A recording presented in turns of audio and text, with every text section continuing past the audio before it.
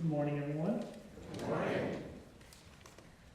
I had a funny realization once that I want to tell you about. I was talking with one of my friends at the ripe old age of 28 years old, midlife, and we were reflecting, as you do.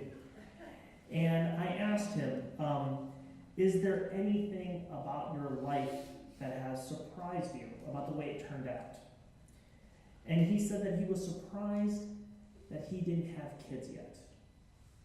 He imagined that he was going to be like his father, and his father had kids very young, at like 19 or something. And he remembered his father being young and having time on his hands and running and playing with his kids and doing all this fun stuff. And he had gotten to the age of 28 and hadn't had kids yet. And by this time, all the adult stuff had piled up by now. And he doesn't feel like he has the time at this point, when he becomes a father, to do all that fun playing that his father got to do with him. And now his answer caught me off guard.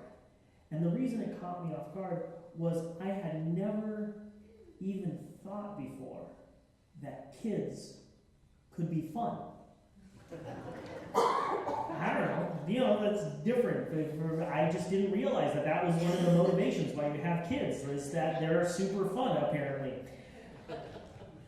I'm not sure how many of you know this about me, but I am not the best with kids. I fear babies. I imagine if you hand me a baby, suddenly it's going to fall apart, and I'm going to be blamed, and it's like, I don't know what just happened, it was whole, now I have pieces, I don't know what's going on.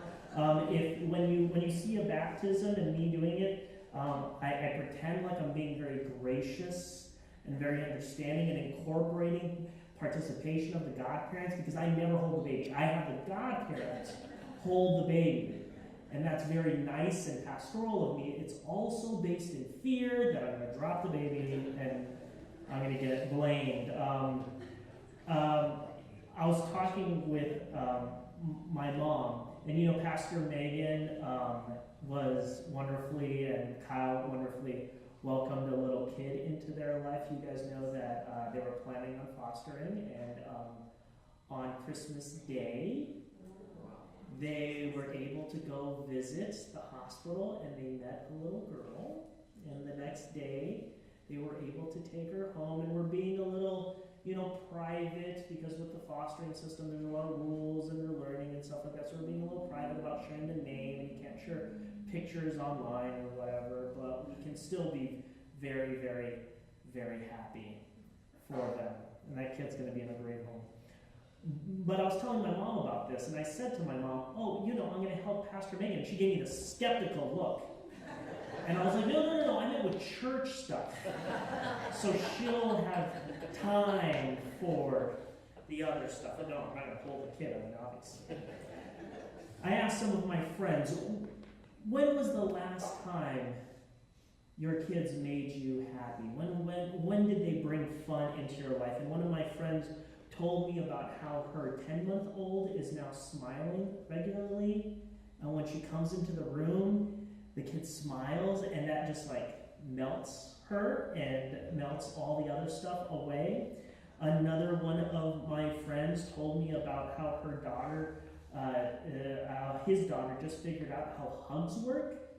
So now when he comes home from work, she robot walks to him, and then hugs his leg. And she knows that it makes him happy, and she's giving him a hug intentionally, because she's just figured out hugs. Another one of my friends told me about a dance party that erupts among her 3 kids whenever a particular song comes on the radio. It's the song Kiki, Do You Love Me? And all of them, it's like a rapper or something, and they all know the words, and they all, wherever they are, it's suddenly a dance party, regardless if it's Target or not. One of the people also told me that she has a little daughter, and she dressed up her baby daughter like empowered women from history, like Frida Kahlo and Ruth Bader Ginsburg, and made a calendar out of it. Apparently kids are really fun. You just gotta know how to interact with them. There is something about kids that makes us happy. There's something about kids that lifts our spirit. There's something about kids that's so wonderful. One of the members here told me about that he loves to hear his kids fighting because they're fighting about a toy or too much homework, and it just brings him so much joy to know that these are their problems. He's doing a rock star job about being a parent. If these are their problems, and he goes to work and there's people being fired, there's really heavy, life-changing stuff. So when he comes home and their biggest problem is he's staring at me, God, that's so great. He's so happy for them. One of my friends tells me about, over the holidays, how her 5-year-old just kind of cuddled up next to her and watched the Christmas movies. And that was just the best. I asked my mom about what's fun about kids, and she made a face like you're sucking on a lemon. So maybe it depends on the kid that you get. I don't know. But there's something wonderful about kids. They're filled with wonder and curiosity and awe of the world. They are so eager to learn. There's an excitement and a bold risk-taking to them as they go about experiencing the world for the first time. And through them we get to taste, we get to experience all those joys. Again, like it's our first time, we get to feel that innocence again. Stuff that maybe we can always feel, but maybe we just don't take the time or take the opportunities for granted. There's a recklessness to the love of children. But life has taught so many adults, so many of us, to be guarded with our emotions in a way that kids just bravely love. And they do so completely. And when it's there, a child's joy is so uninhibited and infectious. Their emotions are raw and unfiltered, pure. They give their affection without the judgment that so many of us have, and the self-consciousness of, will we get it back in return even see them? There is a wisdom. There is a divine wisdom and blessing involved in how these kids love. We often talk about God as our Father, as a parent, but in a child's love, in that innocence and in that recklessness, in that purity, in that I'm just going to give it to you, there is something divine. There's something beautiful. There's something God is gifting to you. About how the way love is supposed to be when you're getting loved by one of those kids.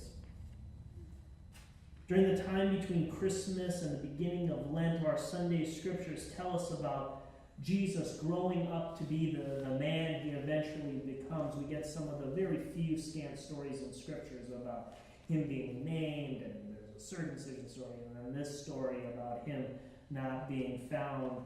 And we eventually get into the testing and in the desert and his baptism and going out in his public ministry, but there's a time in between when he's still growing. And we're about to get a lot of those scriptures. Today we read that wonderful story of Jesus being calm when his parents are freaking out. Why worry? I was just gone for 3 days. Come on. Don't be so weird about it. I was in God's house. Don't you know that I was perfectly safe? Can you imagine that feeling of calm then? Can you remember back to when you were small enough to get picked up from the car and taken to bed and know that you were safe the entire time? What a beautiful thing to feel that safe. Jesus was acting out that trust and that fearlessness that a child has in this world. Jesus was following that curiosity of a child, the kind that I had when I used to run away and pick and save to go look for the toys. But Mary Mary was worried about robbers and murderers. God knows what else was running through her mind for those 3 days. God's son had been entrusted into her care, and he has gone missing. And she carried those worries that so many of us adults have, that I know my mom had in those 5 minutes where she couldn't see me at Pick and Save. There are worse stories that you'll hear another time. Just go ahead. There's this question that we ask kids, what do you want to be when you grow up? I remember that I used to just tell people that I wanted to be a doctor because my mom's a nurse, so it made her happy, so I used to say that. And when we adults ask those questions of kids, there's a part of us that is filled with like the awe and wonder of possibility as a kid. They can be anything. They can be anything. Who knows? It's so beautiful. It's so amazing. It can be anything. And we as adults, as we've gone on, we've made certain choices. And as we go and we make our choices, some of the choices get cut off. I love being a pastor. I'm never going to be a doctor. I'm never going to be an astronaut. I'm never going to be a spy. Maybe. We'll see. And I like my choices, but the choices that I've made has also limited me in a way that kids, they just aren't. And that's awesome. What do you want to be when you grow up? We never imagine the answer suspicious or guarded or scared to love. But these are some of the things that so often contrast us adults from those wonderful kids that bring us joy. When I was a kid, I grew up poor. We were immigrants. There were few job prospects around. You know, we lived on government cheese, and I lived in government subsidized housing where there were drive-by shootings, and we had food stamps. And I learned that in that kind of setting that like it takes luck and it takes character to make it out of rough situations. I was lucky enough to have a wonderful mother who sacrificed and worked hard. But there's life lessons that get taught to you when you're kind of living that rougher way of going about the world. And in some ways I grew up too fast. There was not enough childhood kind of around. And that's not something I want for anybody else. And I think we're all in the same place where we would love to protect these kids because we love that innocence about them. We love that beauty about them. We love that wonderful love that they still have in them before all that adult stuff gets poured in.